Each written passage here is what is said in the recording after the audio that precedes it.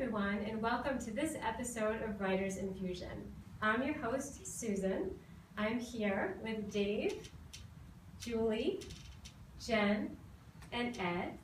And we have our guest here today, Ruth Weiner from Massachusetts. We're very glad to have her with us today. So welcome to our show. Thank you. And thanks for coming, and thanks for submitting. So how long have you been writing? Probably since I was 8. Oh wow, that's about what I started too. So 21 years ago. Okay. Actually, my birthday's tomorrow. Oh, happy birthday. Thank you. That's wonderful. So, what do you like to write? Fiction, mostly. Mm-hmm. I like to make up stories, mostly fiction. And do you do short stories or long? I had been doing short stories, but I figured if I don't try a novel at my age, it's not going to happen. So I've been working on a novel. Are you enjoying it? I love the process. I like the revision process as well as I like the writing. Wow. I'm sorry. I'm impressed. Yeah. Well, I like the learning process. Mm-hmm. You know, there's so much I thought I knew. I was an English teacher, and I thought I knew how to sit down and write a book, and I didn't know anything about writing a book. So I've learned. I've learned about inciting incidents. I've learned about dialogue. I've learned about increasing the tension, things like that I just didn't really know. And did you learn by just by being in a writers group or taking courses or what? Both. I have a writers group, Grub Street's great. Yeah, Grub Street. Conferences, as many places as I can read and absorb. Have you tried Colgate, the summer writers conference? No, It's magnificent. Colgate. Okay. Colgate, yeah, you go there for a week, and you're just like in writing for a week. Wow. There's no escape. Everybody's in the same boat. That sounds great. It is. There's not. There are several others that you go away literally for a week, say goodbye to the real world and enter the writer's world, and it's very different. And because it's Colgate, you get to polish your writing. It's so early. There's no escape. But we got out of the way early, so that's good. Done. Yes. Now, have you gone to the SCBWI New England conference? I am not yet. That's really good, especially where you're writing YA. Mhm. It's a fantastic conference for children's writers. Okay. It's really great. Thank you. Can you do those letters again? SCBWI, Society for Children's Book Writers and Illustrators. And I go to the New England conference. They do have a national I'm conference. sorry I asked. In New York and in LA also, but the New England chapter actually is fantastic. Okay, well, why don't we get started?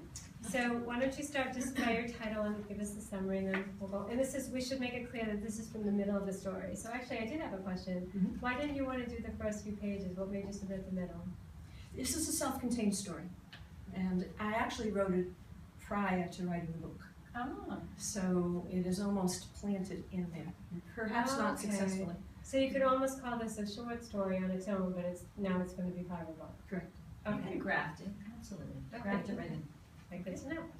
Okay. So my book is called The Maker of Meaning, and I named this story Meet Your Guardian Angel. My character's name is Angel, and she's a psychic reader of letters. She understands people through the letters in their names, which is essentially what the book is about, only in a larger scale.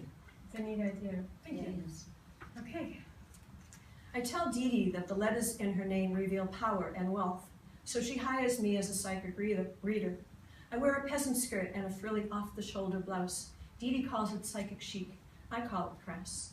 I sit in the front window of her salon, studying my letter Bible and waiting for the hordes of curious to come in. Without warning, a boy barges into the store and dives under my table as a trio of skinny kids runs by shouting, "Faggot, faggot, we'll chop your frickin' baggot." I feel the sting of the nasty words. I crouch down and look into the boy's swollen face. "They're idiots," I tell him. Between hiccups, he sobs. "Easy for you to say. You don't have to deal with them every day." "I have a special place where you can hide till they're gone. I'll tell you when the coast is clear." He sucks in a breath and nods. After the boy's voices trail down the street, I signal for him to follow me. I whisper to Dee Dee that I've got the situation under control. She arches her orange eyebrows in a "this kid has no money" glare, but I won't let him go outside to be bullied. I know what it feels like to hang in the wind. I've transformed a closet in the back of the salon into a private room where I can read people's letters. I hate sitting in the front window like a streetwalker. No one but me has stepped foot in my new space. not even Dee Dee. I turn on a light, and letters in all their moods spring from the walls, shadowed and crouching, reckless and aggressive, sweet and comforting. Each shape vibrates a letter's essence. An S slinks along the edges, silvery, thin, and shiny. Another S slithers and streaks paint. E's escalate their way to the ceiling. Linked O's circle around the center. Solitary O's are orphaned in the corners. W's welcome the boy and me with open arms. I sit cross-legged in the middle of the unfurnished room and pat the paint-splattered floor for him to join me. What do you see? I ask the boy. A messed up, messy mess of letters, he growls. He picks a few stray hairs above his lips. His fingers are slender and his wrists narrow. He sits tiny, although his legs are way longer than his torso. It's not so long since I was his age, awkward and shy with a heaping dose of attitude. I understand about giving someone time to think and breathe, so I repeat the alphabet 6 times to myself before speaking again. Do any letters stand out for you? He points to a skyscraper letter, bold black with heft. I like the way that H looks. It's bigger than the others. Ah, the H, potentially a happy letter. I stand before his letter of choice and trace his lines. The top part looks up and out. I pause to examine the bottom section, but the bottom part tucks itself away and faces down. It's saying you have a choice, optimism or pessimism. The boy furrows his forehead. That's a bunch of crap. You're the one who likes the H. He lies flat on the floor and stretches his arms high. I'm Herbert Heath Hecht. That makes me a triple H. Nice, but how many H's are actually in your name? The boy writes his full name in the waiting air, playing to a private audience. There are 5. That must mean something. I take a piece of royal blue chalk from a basket and write H-E-R-B-E-R-T in boxy block letters on the floor, underlying the double E and I. E's are eager for adventure, like ladders that extend into the unknown. R's are runners and risk takers. They're ready to kick ass. The boy twists his lips and squints his eyes at me.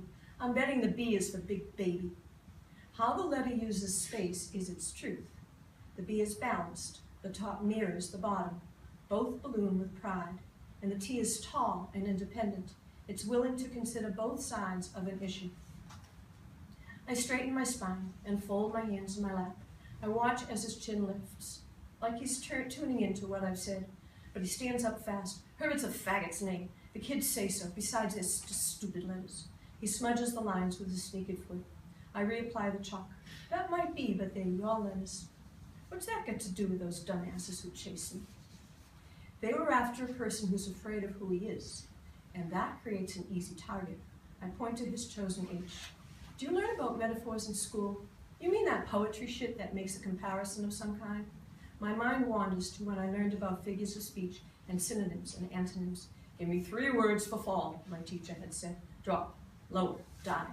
Instead of praising me, he said, try plummet, or plunge, descend, hurdle, use a simile or a metaphor, falling like 1,000 bricks, tumbling into darkness. Be creative with what you say and how you say it. That got me wondering about letters and how their shapes define them. S-I-M-I-L-E. Except for the side-winding slippery S, the words look like a city of tall buildings. M-E-T-A-P-H-O-R. The letters are arms and legs and bodies and bellies. They're the roll of the seasons, snow falling winter, wind sweeping autumn, up popping spring, and sun happy summer. I studied the thesaurus from abrogation to 0.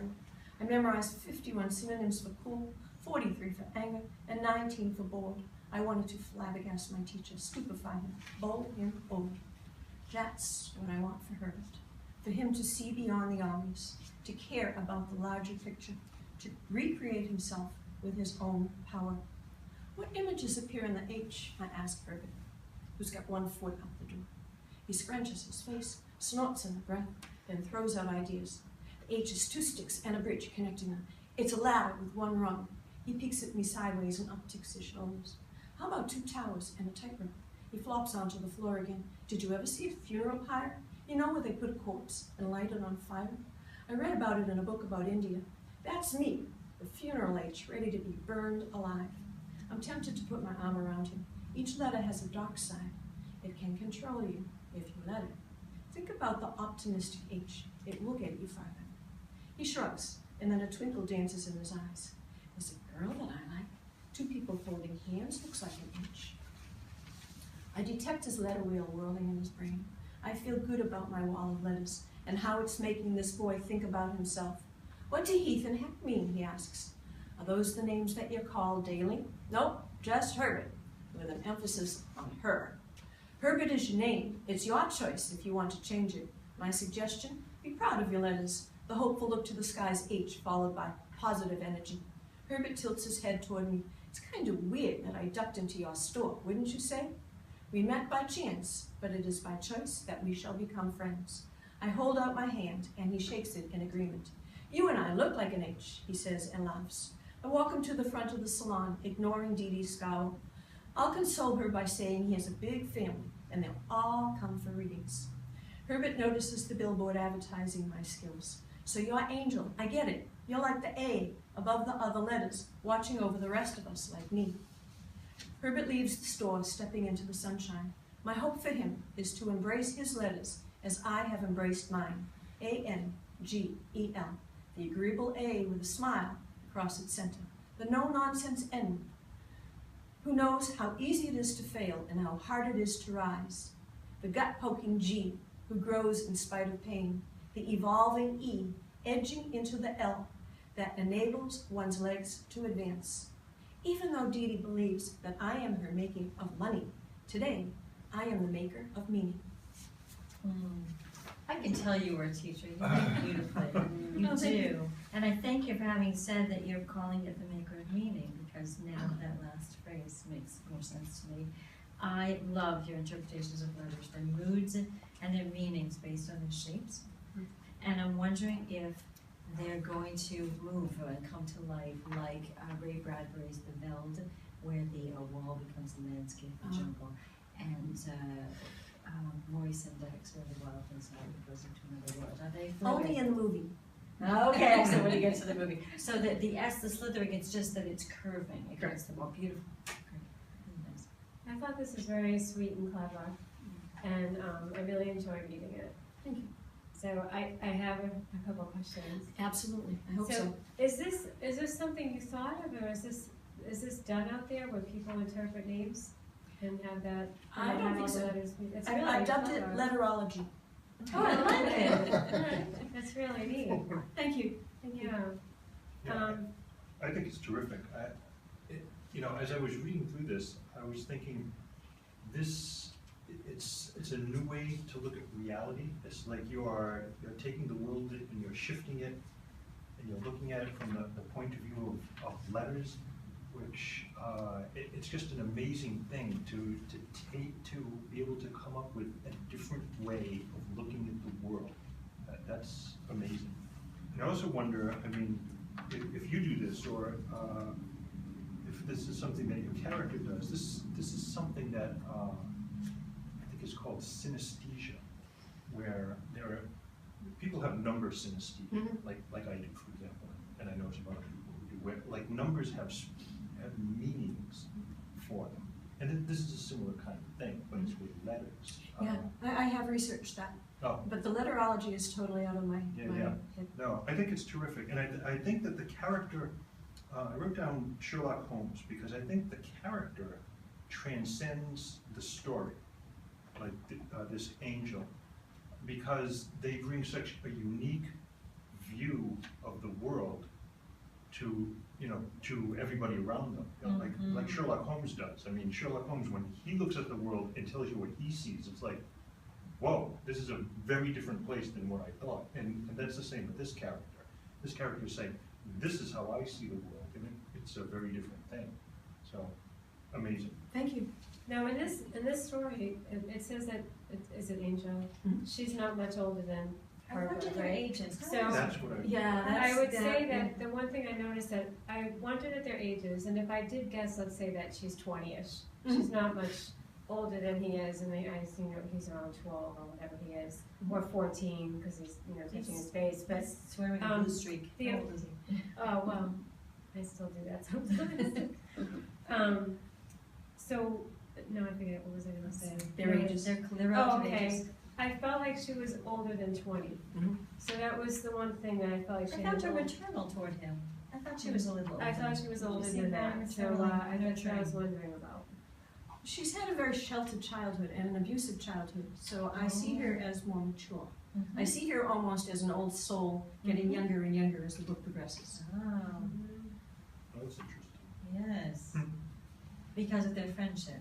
He helps her become younger. He's, The events of her life, actually. There's a woman in the middle of the book named Claire, and she is very old, actually. She's well into her 80s, which is, I suppose, considered. To my mother-in-law that's very young. Okay, I was going to say. Spring chicken. But this woman helps her understand that there's more to people than the letters in their names, and there's more to letters than Angel ever realized. Oh. You know, there's more dimensions to every letter. So it's not just an evil S.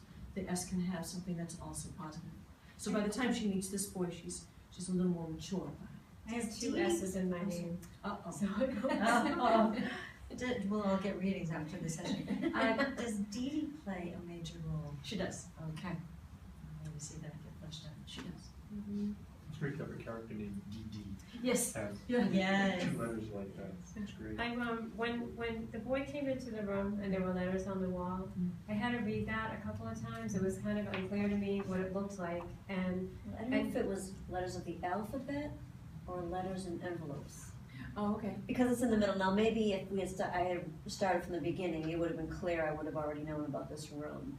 But as a standalone, I had to wait until I realized, oh, it's actually letters of the alphabet. right, and I had to go back at least twice. And then I would also, this might normally seem like a picky detail to put in, but I wanted to know what the floor was made out of, because when she was writing on it in chalk, I couldn't picture the floor. Okay. So in this case, I wanted to know if it was cement or whatever it was. We're gonna have to reach to find problems with this one. Oh, Yeah, yeah. So, It's all right. so if we're getting into how the floor is painted, you're doing pretty good. Every detail matters. I loved this. I thought it was so clever.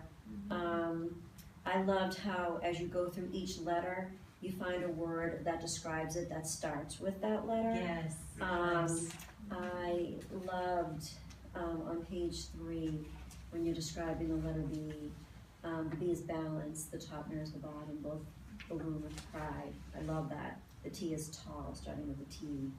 I loved all that. I just think this is so clever. There were a couple of areas where I got confused, so I can go through those if you want. Sure. But again, I am totally nitpicking, like But it's what Dave calls. Well, I'm with Jen too, same thing. Yeah, I loved it too. I also loved on page 4, you know, I'm tempted to put my arms around him. Each letter has a dark side, and it can control you. So I love the positive side of the letter and the dark side of the letters. So the stuff where I got confused, and again, this is totally being nitpicky because I really had to find stuff. So this is the first paragraph. All the sentences start with the letter I. So you know, just as far as varying sentence starters. But again, I was sucked right into the story right from the beginning. At the bottom of page 1, so she sees this kid and Dee Dee is saying, "Oh, no, this kid has no money. She's given the kid has no money glare, you know, but I won't let him go outside to be bullied. I know what it feels like to hang in the wind." I don't know what that means. I don't know her backstory, so I don't know what hanging in the wind means to her. I think it's supposed to be hung out to dry. And that's the proper that's phrase. true. Yeah, I don't Hanging in know. the wind. I don't know, it didn't strike me. Do you Twisting in the Yeah, wind. twisting, right. Twisting I in the still wind, knew what it hanging out to meant. dry. I didn't have a problem But knowing it what didn't it tell, meant. it's vague. It's just vague. Like, does it mean that she was abandoned? Was she abused? Was she, like, it could be so many things. Is that expressed early in the story? And We then, do know what happened to her? You do know it. Okay. okay, all right, so But then, I like twisting in the wind. I think that is the expression. That is. Yeah, I like that. I like that. He's better. not- It Dave's has not that that, might give us teacher. better, it's more I like that. more it violent has that and S. out of It's- control. Nice. It's literal Yeah. from somebody being hung. You know, the wind would twist. Which is- That's a much more visual. See, I like that a lot. I didn't bring my pom-poms. I have some real concerns that you may or may not buy into. Okay. A lot of this is very self-indulgent. You came with an itinerary that you wanted to teach a lesson, and you ended up teaching a lesson as opposed to allowing the reader and the kid to discover her truths. A much more difficult task. That's the writer's craft. Rather than didactically explaining everything that she wants the kid to understand, it should have been a series of discoveries. The kid, allow the kid some intelligence. Don't, I like at the end, there was a lesson learned. He did get something, but it was through lecture as opposed to discovery. Much more difficult. And there's a central section there that goes away from the story itself, and it talks exclusively about, I forget her name. Angel. And how Angel wanted to do X, Y, and Z. She wanted to blow the teacher's mind by doing it. That has nothing to do with the story. It has nothing to do with the kid. It doesn't have anything to do with the letters. It has to do with her own self-aggrandizement, where she has improved herself, certainly, but it's unnecessary to the story. I love the beginning, middle, and ending of this scene. Now that I know that it's a part of or it started out as a short story, it can be a part of a novel. This is terrific, a formula. Somebody's there, somebody enters, somebody does something or learns something, and then somebody leaves. That's the perfect formula for a very successful scene. And we can easily follow the transition, and there's a change. Angel does her lecturing, and I'd rather it be the other way. I'd rather it be not Platonic, Socratic. I'd rather have it the Socratic method, series of questions, and again, discovery. Kind of like, what do you see? Or yes, how does this affect you? You know, don't turn it into kind of a psychiatric couch. You know, how do you feel about that? What do you see in the scene? Yeah. You don't want that, because that becomes just intolerably slow. But there has to be a way, and again, it's a difficult task to involve yourself in this kind of dialogue where a truth comes out, not because the author wants this truth out, but because the character who is receiving it discovers it. And it's the discovery that's important, I think. I'm too practical. This is like, for me, palm reading or tea leaves. I don't believe any of it. And I don't believe any of the supernatural powers of letters. They are what they are. And, He's just like that. That's okay, about everything. Okay. Right. Literally about everything. Yeah. It's fun to think about. There's numbers I can accept for some reason, but letters, no. Well, it's interesting that you bring that up about the Socratic thing, because it suggests, I mean, you don't necessarily have to do this. Let me just say what's on my mind. I had mentioned before that this character is something like Sherlock Holmes. And what if you introduced a Dr. Watson into this?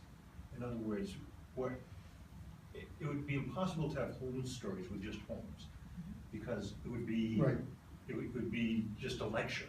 Okay, it wouldn't be any fun at all. You have to have Watson who doesn't know anything about what's going on, and it might be interesting to have another character involved in this that the interaction goes on with. I can't even imagine what that would be like, but it would be similar to the Well, it Sherlock could be the Holmes captain who stories. she runs, right? Yeah. Or it could be So the it would be apprentice. different from a lecture. It would be like, what do you see here, or that kind of. But just a thought. I compare this. Have you ever read The Language of Flowers? I have. By Vanessa Diffenbach, I have, right? yes. I actually met her. She's really lovely. Did you really? I did at the Uh-uh. Boston Book Festival, which I'll plug right now, which is awesome. Has anyone else read that book? No. So essentially in that book, it's a story about a foster child, but as you know in that book, she compares every flower has a sort of personality and a meaning, and you could see that in real life, people could take that. Now, if they had a store where they're selling flowers, that every flower has a meaning, and when someone buys flowers for someone, they understand what's behind that. And I kind of see that with your letters. Like, if you haven't done this in real life, you could kind of be a psychic or do readings on people, like Julie was saying, because I really want to talk afterwards. What Won't you let us meet? do you think? Actually, Like a tall building or? I'm using, or in my query to agents, I want to use the language of flowers as a comparable. That's great. Yeah, so Oh, that's something so new I learned. funny. You have to have a comparable, you have to have a market, you have to have a place on the shelf. This group is on top of it, I'll tell you. That's so funny, they picked the same book. So, but I'm like Jen, I loved it too. I found it hard to find anything wrong with it except a couple of those things. I liked his point though, I think that's a really something for me to start thinking about. You know, that you don't hammer someone on the head with the information you want them to know, you let it evolve. You go in with an agenda, but you allow the characters to discover as opposed to force feeding. Right, As you know as a teacher. as I know as a teacher, correct. Well, I did a lot of that. It would be great if it always worked. That's true. Yes. So we have a lot of teachers here, actually. Yes. That's true. We're That's taking right. over. Dave, Julie. I'm recovering. Yeah, And recovery. I do technical training. I'm retired. Ed is soft-spoken, Me he too. said he's a recovering I'm teacher, done. that's very funny. He's all done. I want Do you all have any other famous. questions for us about your story or just anything in general about reading? Is this actually a self-contained story? Could I, and perhaps, rethink it a little bit differently, with just a few tweaks here and there, send it out as a short story? Not yet, I think because it- I think we need to flesh out their relationship, Mhm. and Well, there's no character arc. we need it, yes, thank you. Okay. There's no problem going in and no resolution Well, or. there's a beginning of it. Yeah, You yes, have to it's a see it beginning. continue Yes. to have this person, this kid, put the theory into effect. Go out to the bullies or something. And if, I don't know what, if it's your story. Shout out his letter. I'm Yeah. an H. Now, And I'm proud of it, yeah. but it's Angel's story, would that change the focus? Well, then, Oh, how yes. does, then what's, well, Yes. Angel doesn't have Have a her take the problem. reins. Yeah. Angel has no problem here. It's the boy that has the problem. Right, Angel has no tension as a character here. right. So as a short story, it would almost have to be Herbert's story rather than Angel's story. Yeah, Kind of. yeah, Yeah. Mm. because he's the one with the problem. Yeah. So, Okay. I still think it's okay to tell from her point of view though. Sure. Yes. Mm-hmm. yeah, oh yeah, that's fine. But I would say I would add, Yeah, it's what like her. a detective story. Right, right. In a detective story, it's the client who has the problem. That's true. Mm-hmm. Yeah, if the kid's getting beat up in the street, have Angel invite the kid in for protection. Then the two of them would be, And she's resolving his. yeah, she is a part of the story from the very beginning. She's a mentor. Okay, right, that's good advice, thank you. But I would add how she relates to him, and you do allude to it, with the, I know what it's like to hang in the wind. They were after a person who's afraid of who he is. How does she know that? She also immediately found a place for him to hide, she wanted to protect him. Yeah, that's what I want for Herbert, for him to see beyond the obvious. So she seems to know what he's going through, but I don't know why, Mhm. or Well, how she's she tempted- knows. She's tempted to put her arm around him at one point. Mm-hmm. Yeah, but what? Like, what's her? Well, What's her again, history? that's a point that you could embellish on. What's her motivation? Yeah, What's her? if she had a tough start, maybe he has a tough start, and they're, the two of them are. I mean, I got that from the hanging in the wind, twisting in the wind statement. You already knew, even from that one line, that she had it rough. I understood why she wanted to put his arm, her arm around him. And I think you also had a good point that if I did make it a self-contained story, I would take out the simile metaphor, the part about the teacher, because it isn't as necessary, and put in more information about their Yeah, it's relationship. irrelevant to this particular story. Right. Right, in the larger context, it's important because there's a mentor, a teacher for Mhm. Angel early in the book.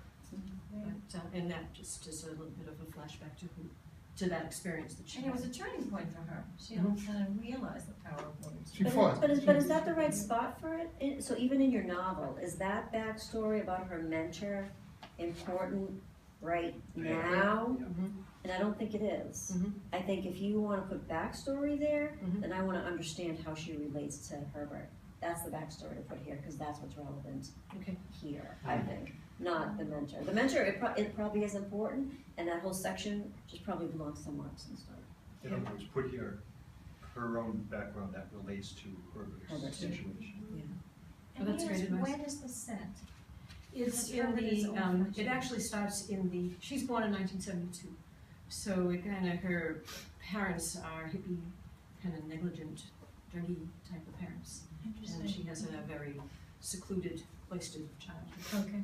You'll have to let us know what happens with it. Yes. Thank you. So you're already ready to query? That's exciting. Well, Or you're just now I'm working ready. on your query, like the rest of us are, Yes. for the next 10 Yes. years. And I'm back to revising, going through my first 10 pages, 20 pages again. But I like it. I like thinking about it. I like playing with it. I like hearing a criticism because it gives me more to think about and to understand that there's more dimensions to my character than I've actually Don't encourage him. If you want negativity, see me first. I've nicknamed him the curmudgeon. 1-800. We loved him. He's our Simon Cowell. Call slow. Well, thank you for coming Thank you. today. It was really nice Thank you, meeting everybody. I you. appreciate it. I love the Really nice story, meeting your the writing's story. very It's good. great, thank you, thank you for bringing it in. Thank It's very you. nice. Okay, thank you everyone for joining us today for this episode of Writers Infusion. We will see you next time. Keep writing. Now, I think we should get up as a group and walk. Okay. No, I'm just. Oh, later. Later. The letter now is really fancy. Should we wave at the camera? An H is The that? meander. What It's is it called a called? meander. Oh, And I like this thing